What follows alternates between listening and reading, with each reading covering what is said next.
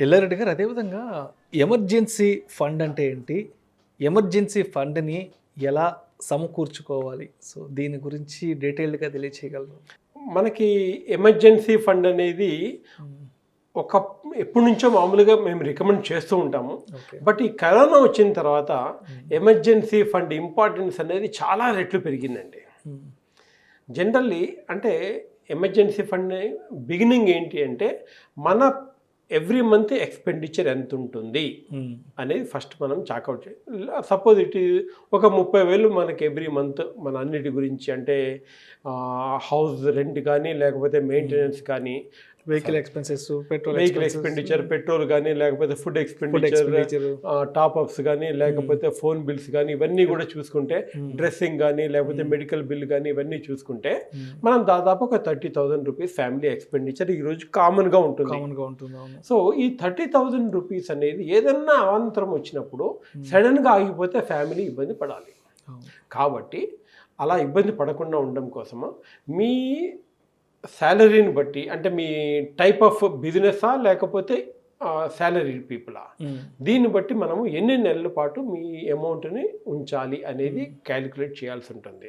ఈ క్యాలిక్యులేషన్లో కూడా ఎలా ఉంటుందంటే ఒక 6 నెలల నుంచి జనరల్లీ 6 నెలల నుంచి ఒక సంవత్సరం దాకా అంటే సపోజ్ 30,000 రూపాయలు పర్ మంత్ ఎక్స్పెండిచర్ అంటే 6 నెలలు ఏమండి.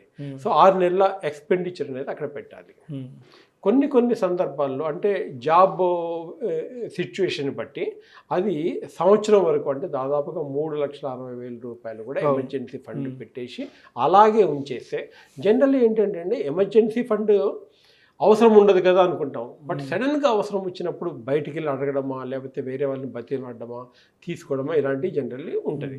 అలా కాకుండా ఈ ఎమర్జెన్సీ ఫండ్ అనేది ఒక్కసారి క్రియేట్ చేస్తే మనం బతికున్నంత వరకు అది అవసరమే.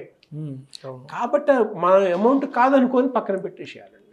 ఆ ఇనీషియల్లీ ఏం చేయాలంటే దాన్ని ఎవ్రీ మంత్ కానీ లేకపోతే ఒకేసారి కానీ ఆ ఫండ్స్లో పెట్టేస్తే ఎమర్జెన్సీ ఫండ్గా పెట్టేస్తే కార్పస్ ఫండ్ అంటారు జనరల్లీ దానిలో పెట్టేసి అవసరం వచ్చినప్పుడల్లా మళ్ళీ దాని నుంచి తీసుకోండి మళ్ళీ ఇమ్మీడియట్గా దానిలో పెట్టేసి రీఫిల్ చేసేయండి. ఓకే. అది చాలామంది ఏం చేస్తారంటే ఈ ఎమర్జెన్సీ ఫండ్ క్రియేట్ చేయని వాళ్ళందరూ ఏం చేస్తారంటే ఎప్పుడన్నా డబ్బులు అవసరం వస్తుందేమో అన్న ఉద్దేశంతో సపరేట్ పెట్టకుండా దాన్ని టోటల్ వీటిలో ఫండ్లో పెట్టేస్తారు. అందుకని వాళ్ళు జనరల్లీ ఏంటంటే లాంగ్ టర్మ్ ఫండ్కి అసలు ప్లాన్ చేయరండి. ఓకే. బట్ నేను రీసెంట్ టైమ్స్లో చూసిన వాళ్ళకి ఈ ఎమర్జెన్సీ ఫండ్ క్రియేట్ చేసిన వాళ్ళకి లాంగ్ టర్మ్లో ఇంకా అవసరం ఉండదు. ఏదైనా అవసరం వస్తే దీనిలో నుంచి తీసుకుంటాం ఇమ్మీడియట్గా ఈరోజు పెట్టేసి ఇంకొక ఎమర్జెన్సీ ఫండ్లో కూడా చాలా వెరైటీస్ ఉన్నాయండి. ఒకటేమో ఒక 6 నెలల పాటు మనకు అవసరం లేదు అనుకున్న ఫండ్స్ జనరల్లీ బ్యాంక్ ఎఫ్డి కన్నా ఎక్కువ రిటర్న్ ఇస్తుందండి. బ్యాంక్ ఎఫ్డి కంటే ఎక్కువ. అదే 2-3 నెలల్లో మనకు అవసరం ఉన్నదాన్ని ఏంటంటే బ్యాంక్ సేవింగ్ బ్యాంక్ కన్నా ఎక్కువ రిటర్న్ దీనిలో ఇస్తుంది. వాటిని ఏమంటారంటే లిక్విడ్ ఫండ్స్ అంటారు. ఆ లిక్విడ్ ఫండ్స్ కూడా కొన్నిట్లో మనకి 3 to 5% రిటర్న్ కూడా వస్తున్నాయండి. ఓకే అండి.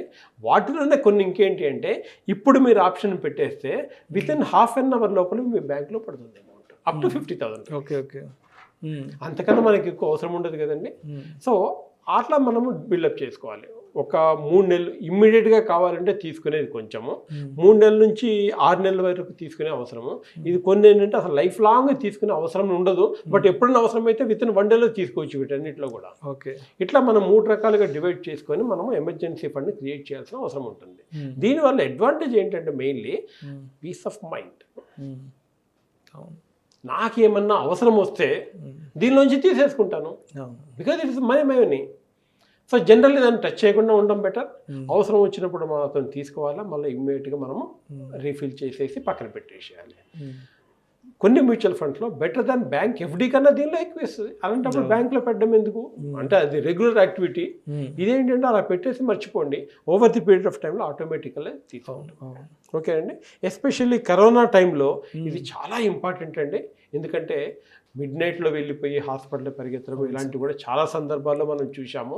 సో ఎందుకంటే మెయిన్లీ ప్రాబ్లం ఇక్కడ క్యాష్ మనము ఓకే 10 to 15,000 ఆ సమ్ అమౌంట్ మనము బై హ్యాండ్ ఉంచుకోవాలి. బట్ అంతకన్నా ఎక్కువ మనకు అవసరం అనుకోండి, జస్ట్ ఎమర్జెన్సీ ఫండ్ నుంచి తీసుకోవచ్చు. 100% సెక్యూర్డ్. మార్కెట్ అప్ అయినా డౌన్ అయినా దీనికి ఏ మాత్రం ఇంపాక్ట్ ఉండదు, సెక్యూర్డ్ ఉంటాయి. అలా ఎమర్జెన్సీ ఫండ్ క్రియేట్ చేసుకొని ఉండడమే బెటర్ ప్రతి ఒక్క ఫ్యామిలీ కూడా. ఓకే. ఇంకేం సార్, ఇంకేమైనా డౌట్స్ ఉన్నాయా? లేదు సార్.